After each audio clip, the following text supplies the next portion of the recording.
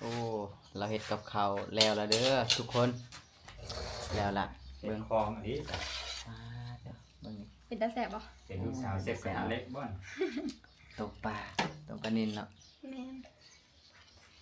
มาเด้อมาเด้อบัดนี้มากินข้าวอยู่เฮือนสาวอานงคนงามนี่เนาะกับข้าวแล้วละเด้อ กินข้าวเด้อ นี่มากินข้าวกับสาวอานงเนาะ มากินข้าวกับสาวน้องเด้อ โอ้พี่น้องคนงามเฮ็ดกินเก่งอีกเนาะ ให้ลงมือเลยบัตรน้องมือสั่นแล้วลงมือครับทุกคนน้องสั่นแล้ว เอาสบายดีตอนเช้าพี่น้องวันที่16มิถุนายนเนาะตอนนี้ลาเอกกาจะออกเดินทางหรือว่าออกไปเที่ยวกับเบามันคนเดินทางเนาะทุกคนเนาะกามาเที่ยวแถวเมืองอาสะพรนี่แหละทุกคนเนาะเดี๋ยวจะพาทุกคนมาเบิ่งบรรยากาศเนาะนี่ทุกคนเนาะไปทุกคนเดี๋ยวเราเดินทางไปนำกันมื้อนี้เบิ่งรถเอาพี่น้องเนาะลุยบ่ลุยก็เบิ่งเอาเนาะป้าตัวรถเก๋งนี่นี่เนาะ ถ้าเป็นกระบะนี่สำได้จ้ะวะลุยขนาดเนาะมันคนเดินทาง เจอกันครับบ้านน้องเดินทุกคน โอเค let's go นานๆทีเนาะในเดินทางไกลทุกคนเนาะและเอกก็ดนเทือแหละพี่น้องตอนนี้เพิ่นว่าสิพาไปหาผู้สาวเนาะทุกคนเนาะโอ้มาเล่าวต้องไปเบิ่งผู้สาวเล่าวเลยทุกคนเนาะ ต้อง วันนี้เฮาสิพามาเบิ่งสาวผู้ไทยเนาะเขาว่าแถวอาสะพรนี่มีนางเอกช่อง YouTube หลายเนาะสาวผู้ไทยโอ้มีแต่คนงามๆเพิ่นว่ามื้อนี้ลาเอกก็มีโอกาสเนาะล่อยสาวตีมาหาผู้สาวเนาะมาเบิ่งซื่อๆเลยพี่น้อง ต้มกาวไปน้ เฮาสิไปหมู่บ้านหยังก่อ ำบ้านน้องเดิน หมู่บ้านน้องเดินเนาะไปทุกคนหมู่บ้านน้องเดินเนาะ บ้านน้องเดิน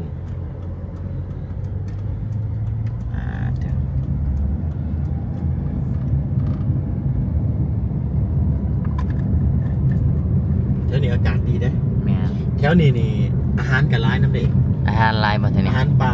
อยู่ไสล่ะ อยู่ในตลาดถ้ามีพวกแถวนี้นะ เข้าไปแวะจังหน่อยเด้อ มื้อนี้บ่มีตลาด บ่มีตลาดมื้อ มัน นี้ สิมื้อมีเป็นบางมื้อ มีเป็นบางมื้อแม่นบ่ ตัวแนมเห็นข้างทางมันสิเป็นโขกปลาเห็นบ่ อ่า ถ้าโขกถ้าปลาเนี่ยเฮ็ดมันสิออกหลาย แถวนี้นะ แม่นเฮ็ดปวกขนาดเฮ็ดปวก อ๋ กับ อ เฮ็ดบดเฮ็ดดินกับปูแดง แถวนี้เนาะ แม่นกับปูแดงที่อร่อย แล้วก็เฮ็ดละโงกนี่อู้แถวนี้นะ แสดงว่าแถวนี้นะมีของกินของอยากเป็นของธรรมชาติหลายเนาะ หลายของธรรมชาติหลายเพราะว่าสิเป็นสัตว์ป่ากับหลายนะครับ อ๋อ สัตว์ป่ากับหลายถ้าคนมากินสัตว์ป่ากับมาแถวนี้กับหลายครับแนวกินแนวอยากหลายปูแดงจิงหรีดจักจิรอนี่อู้หลายเฮ็ด แนะนำมาเที่ยวลาวรถเนาะ แนะนำ ผู้ใดอยากกิน แนะนำมาเลย ผู้ใดอยากกินของปลาเนาะ แม่นแนะนำมาเลย พวกหมูปลาพวกผ่านมียังมีขายด้วยเนาะ หมูปลากับ มีขายด้วยทุกคนนะตามถนนหนทางเนาะ แม่น พวกไก่ปลาหมูปลามีแลนมีงู สลับ มีหยังอู้ คนรุ่นก่อนๆที่มา อ่ากิ กินกบกินเขียดกันโอ้มีคือกันครับกบเขียด แม่บนแวะเติมน้ำมันกันเติมน้ำมันบนลูกพี่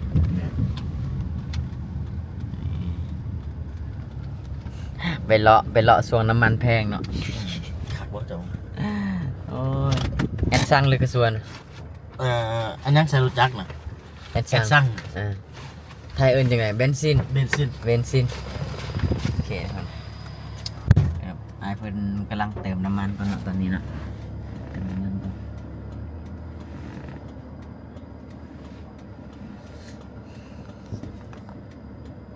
อันนี้เป็นตลาด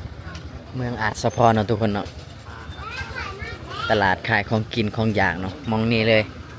หลายแห้งไปเดี๋ยวเราเข้าตลาดนำกันเนาะไปหาซื้อของกิน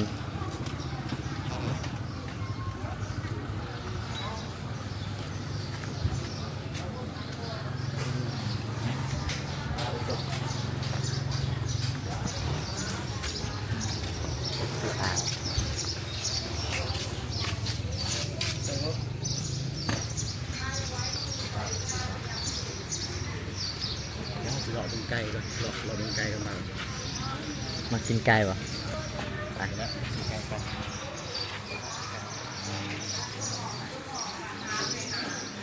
ถือว่าตลาดนี่กว้างเติบอยู่เนาะพี่น้องเป็นตลาดใหญ่อยู่เนาะผู้ฮอดพุ่นของกินของอยากแม่นหลายแหละ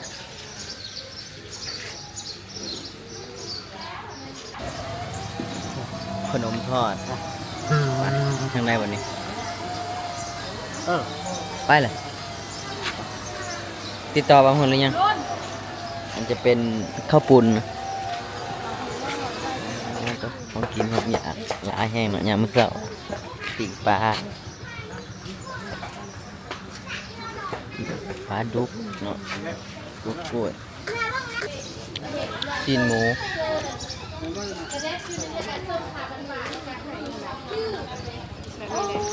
ชิ้นหมูนี่ขายจังไดเขาก็เช็ดเนาะ แล้วเป็นปีกมันนี่บ่ เป็นปีบ่มีแต่หน่อยหน่อย พี่แสบเอาเลยแล้ว ต้องแม็ก โล80,000เนาะชิ้นหมู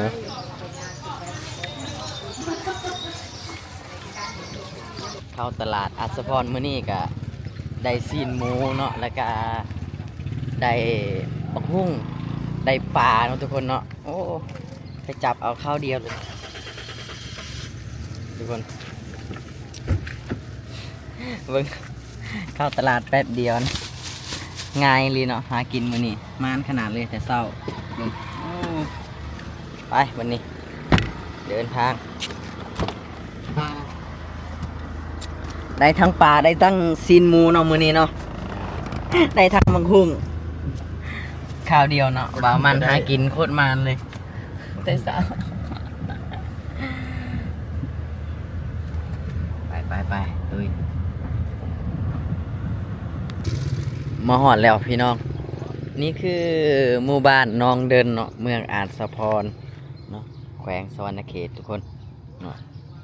ลาเอกามาเป็นครั้งที่2กับเบามันเนาะทุกคนเนาะเดี๋ยวเราสิเข้าไปเฮือนผู้สาวเนาะเขาว่าสาวไต้หวันนี้มีแต่คนงามๆเนาะเดี๋ยวลาเอกจะพาทุกคนไปเบิ่งนำกันเนาะตอนนี้คือมาหอดเฮือนผู้สาวทุกคนเนาะบ่าวมั่นพามาหาผู้สาวอีกแล้วพี่น้องอะไรเอ็กกับบริถ่ายผู้สาวด้นแล้วเนาะด้นเติบอยู่นะแต่ว่ามื้อนี้เพิ่นพาละเอ็กมาเที่ยวเนาะมาเที่ยวเบิ่งผู้สาวผู้ไทยเมืองอาจสะพรไปทุกคนเดี๋ยวเราไปเบิ่งนำกันเลยว่าแม่นไผเนาะโอ้แม่นไผล่ะพี่น้องทุกคนน่าจะฮู้ดีเนาะเห็นเราในเฟซใน YouTube ต่างๆเนาะสบายดีคนสวย สวัสดี โอ้ผู้งามอีหลีเนาะตัวจริง ขับใจ กำลังเสียดหยังสุกินนี่ กำลังสีดังไฟ โอ้เป็นคนดังเลยตัวเนาะ แม่นต้มปลา ต้มปลาโอ้ใจดีแท้มาเฮือนเราครั้งแรกแล้วต้มปลาสุกินโหลดแม่นความลุงเอกเว้าอีหลีเนาะว่าบ่เชื่อมาเบิ่งตัวจริงเด้อสาวน้องตัวจริงงามงามอีหลีงามเพิงเนาะสาวผู้ไทยเว้า แม่น งามเพิง ทั้งพีบ่ได้เบาเพิ่งดอกทั้งพีบ่ได้เบา จังใดทั้งทีบ่ได้เว้า อันก็แบบว่างามก็งามนะ เอาเดี๋ยวมีผู้บอกผู้บ่าวเลยตินี่ยังบ่ถ้าบ่ตัวนะ บ่มี บ่มีเนาะ อืม เอาทุกคนเดี๋ยวเราพากิน ถ้ามีก็เห็นแหละ อ๋อถ้ามีก็เห็นเนาะ แม่น เห็นแต่อันเตาถ่านเด้ออยู่ลำลาวเราบ่มีแท้เราเว้าเนาะ คันมีแฟนก็สิอยู่นี่ อ๋อสงสัยผู้บ่าวเราคาเวียกมื้อนี้เนาะ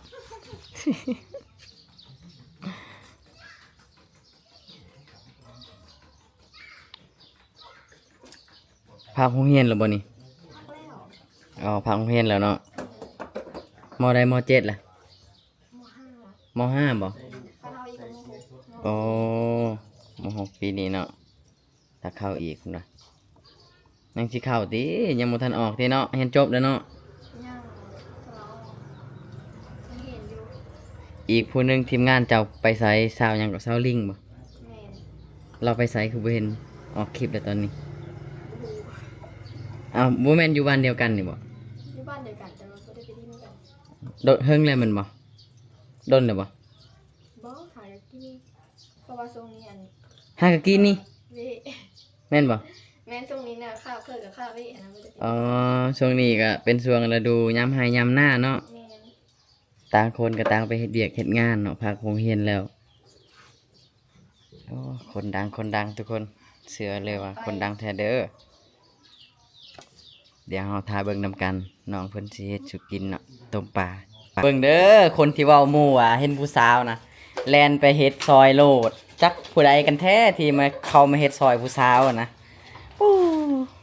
เบิ่งเอาทุกคนเนาะเป็นพยานซอยกันเด้อนี่เด้อ ใช่ตีต้มซุกแล้วเขาก็ตักปอดน้องพร้อม ทั้งที่น้องอนงน่ะบ่ได้เอิ้นว่าอ้ายมาซอยแน่เนาะเราบ่ได้เอิ้นจักคำเลยเนาะแลนมาหาเองเลยหามีดหาหยังมาเฮ็ดเองเลยโอ้เก่งแท้ว่ามาเซโปนเฮ็ดหยังบ่เป็นจักอย่างเลยตำแจ่วก็ยังบ่เป็นนะมาเซโปนนี่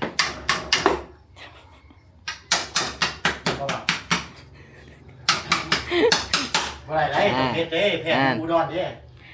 เรามาอาจจะพรช่องเทือแล้วเนาะเฮ็ดกับข้าวเป็นเนาะสิให้เรามาอาจจะพร10เทือนี่มาเซโปนสบายเนาะจังได้เฮ็ดกับข้าวเองมื้อหน้าเนาะ ใช่ที่ใหญ่เฮ็ดบ่เป็นเหมือนกันที่ไอ้บ่เป็น สลัดดีประมาณ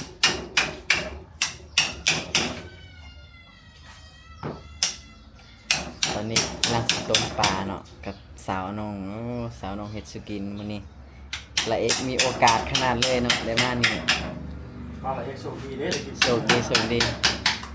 คดีหลายเนาะ ไม่บ่ถามก็มีเด้ อ๋อป่าสองตัวมันเนี่ยที่เราจะกินเบิดนี่นะ แม่นกินเบิร์ดได้แล้ว ว่าจะ เบิ่งเนาะสาวน้องตัวจริงแบบหุ่นดีเซ็กซี่เด้อทุกคนเด้อเบิ่งเอาเนาะ มันกินเซ็กซี่ งามไม่ดีเลยงามเพิ่งสาวผู้ไทยแถวเนี้ยผู้ไทยเบิดเลยป่ะ เรียบร้อย แมนทางนี้ราคาพี่ไปผู้ไทยเบิด โอ้ นี่บรูบ่อีหล่ะมีเราเทิงบ่ อยู่ทางใดล่ะเทิง อันห้องกับบูฮูบ่เคยไป บ่เคยไปแถวนั้นเนาะ เคยแต่ได้ยินแต่บ่เคยไป อ๋อ บูฮูทางสำหรับบ้านอยู่เขาอยู่บ้านเลย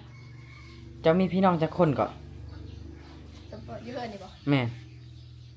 มีน้องคนนึง มีน้องคนหนึงเจ้าเป็นเอื้อยกกเลยบ่ แมน เอ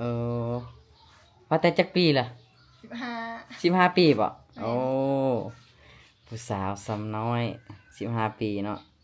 ยังบ่ทันได้เป็นสาวเต็มโตเทื่อได้นี่เนาะ แมนยัง กำลัง15 ปี เรากำลัง ไป15ปีแล้วนุ่มบ่ ยังเข้าโรงเรียนอยู่ เห็นคนมาหาเราหลายเนาะ FC ฝั่งไทยฝั่งลาว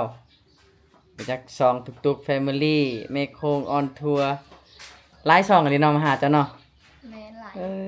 เนาะอยู่ในหมู่บ้านนี่ถือว่าดังหลายเติบเลยนี่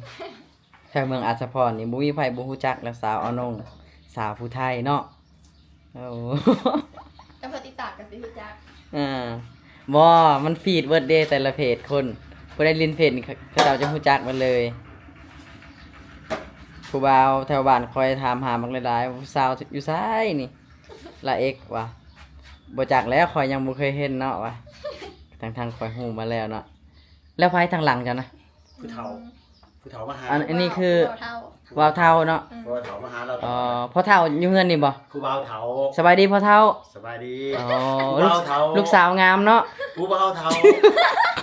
บ่แม่นพ่อเฒ่าผู้บ่าวเฒ่าช่วงเขาผู้เฒ่านะ อายุ15เด้อพี่น้องเฮ็ดกิน ไปวะ โคตรเก่งเลย บ่เคยไปเนี่ยผมแบบ เอารถไปจอดไว้อยู่เพื่อน เราเฮ็ดเวียกเฮือนเวียกซ่านเป็นเบิดทุกอย่างเนาะ จัก ไปให้ไปหน้าเฮ็ดได้เบิดทุกอย่างเลยพี่น้อง ไปเบิ่งเขาจะเอามือคูนเขา สาวผู้ไทยเนาะ ได้ไปบ่ ได้ยังบ่เคย สาวผู้ไทยบ้านน้องเดินเนาะ สีเลยนะภูเขาแบบ น้องอานง ไปเอารถเก๋งไป คนงามประจำหมู่บ้านเนาะ ได้ ยังได้ต้องยางไป สาวงามประจำหมู่บ้านของบ้านน้องเดินเนาะ อาสะพร ถามทางเลยเต้ แม เนี่ย นบอ โอ้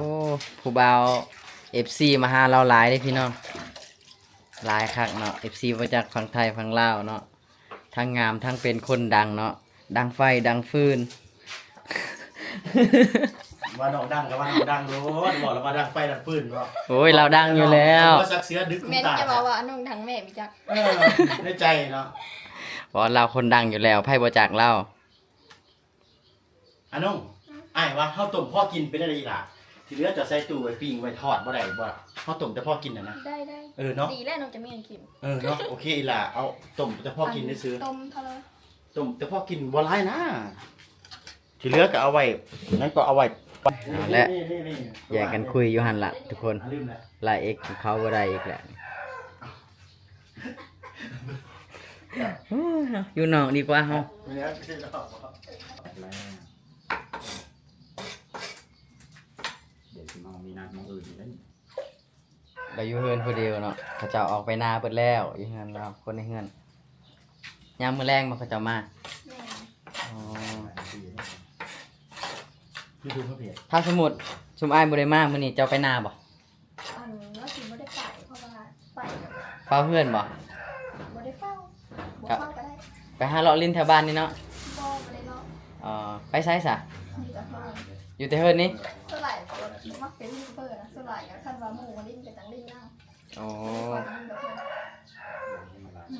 มักอยู่คนเดียว มักอยู่คนเดียวอืมเรามักอยู่คนเดียวเด้ นักอยู่คนเดียวตายแล้วลายเอกว่าสิหอบผามาดำหน้าซอยให้ได้สิได้ดำซอยสกันจ้ะ อ้าวมาซอยก็ได้แบบว่าคันมีคนมาลิ้นนำกับน้องก็ลิ้นนำแบบนี้หั่นนะ โอ้ แต่ว่ากระเทอน้องไปหานะน้องบ่ไป คือแถวบ้านนี่ให้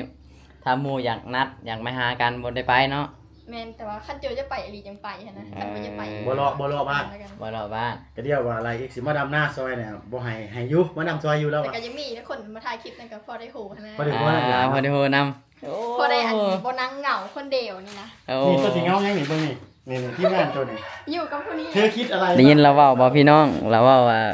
ถ้ามีคนมาถ่ายคลิปนำเราก็พอได้นั่งหัวนั่งยิ้มนํเนาะ แม่น สั้นเราบ่ค่อยออกไปลิ้นเราอยู่แต่ผู้เดียวเนาะ อยู่แต่ห้อง อยู่แต่ห้องผู้เดียวนี่แหละ แต่มือว่างนี่ของเราก็จะไปหน้าประมาณนี้แหละเออ ไป เนาะ เอาไปถ่ายคลิป จังสีเนาะวิถีชีวิตสาวผู้ไทย เราก็ถ่ายคลิปถ่ายเพจนี่แหละเพจเราผู้ติดตามจนฮอตแซนเลยโอ้ใครบ่จักเรา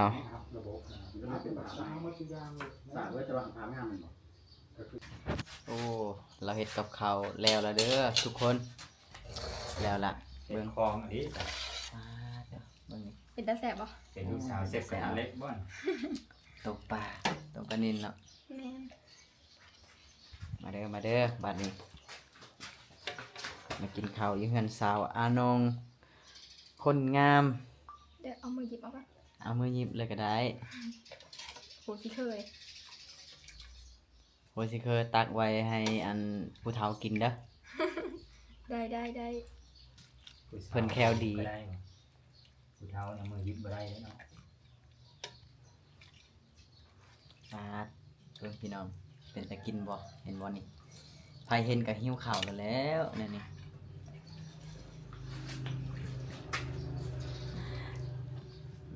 บ่ได้งามแต่หน้าตาเฮ็ดกินก็เก่งอีกอ่ะเอาบ้านนี้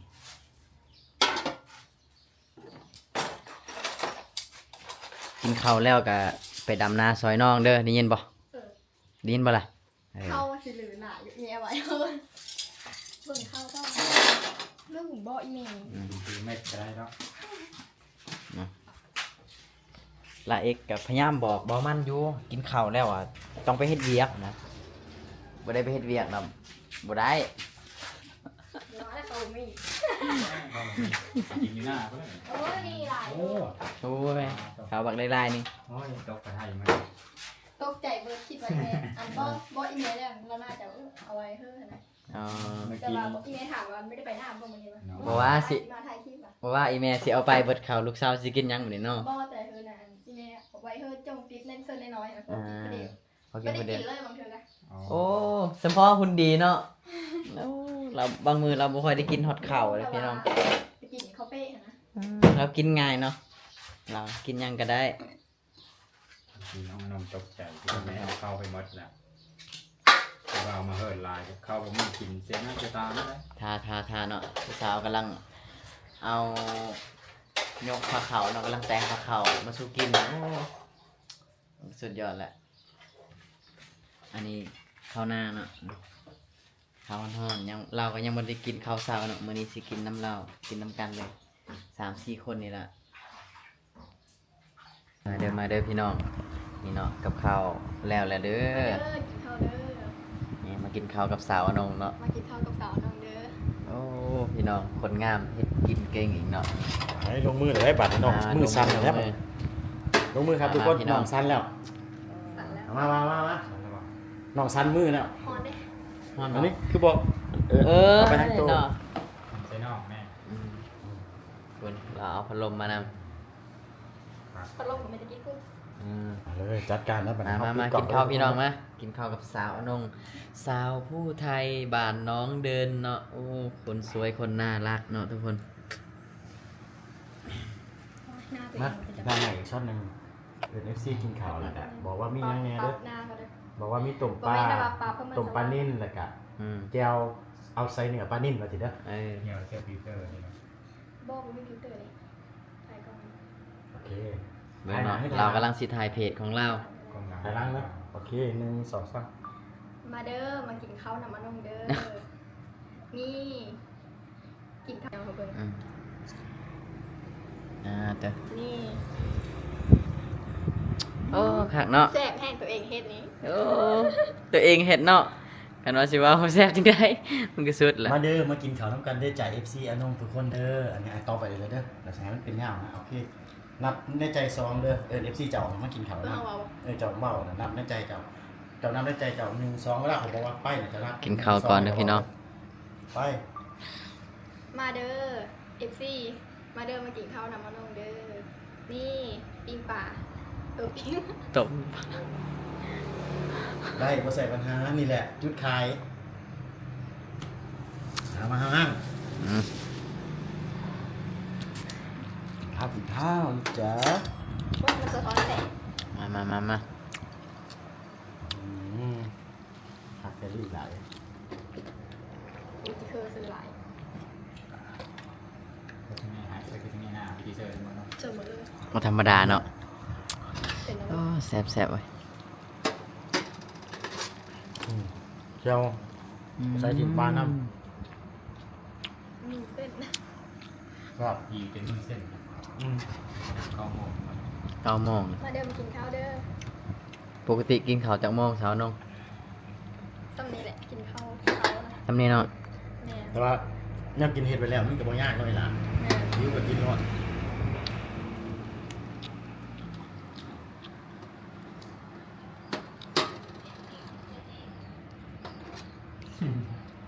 อันนั้นเสื้อเพลงไปได้เงิน หึ เสื้อเพลงไปได้เงิน กิน โอ้กินข้าวกับสาวน้องมื้อนี้เนาะแซ่บหลายต้มปลาเลยสุกินแซ่บเนาะเบามันกินจนเบิดเลยนะข้าวเนาะเหลือแต่ติ๊บตอนนี้นะพี่น้องข้าวนะแม่น้องนะจงให้น้องนะน้อยเดียวเนาะเพราะว่าน้องบ่ได้ออกไปหน้ายังประมาณ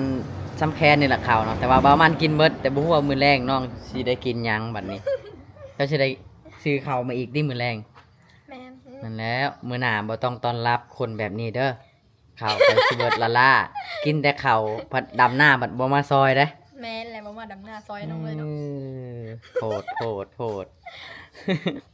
โอเคทุกคนคลิปนี้จบไปเท่านี้เนาะขอบใจสาวอนงที่เฮ็ดกับข้าวสุกินเด้อขอบใจหลาย โดยเข้าใจคือกัน ๆมื้อนี้เฮาสิไปไสต่อ หึ มื้อนี้เฮาสิไปไสต่อมื้อนี้ ไปบ้านน้องเพชรซ่า ไปบ้านน้องเพชรซ่าโอเคทุกคนสาวอนงสิพาไปลินเฮือนของสาวเพชรซ่าเนาะมื้อนี้โอเคคลิปนี้จบไปเท่านี้เนาะ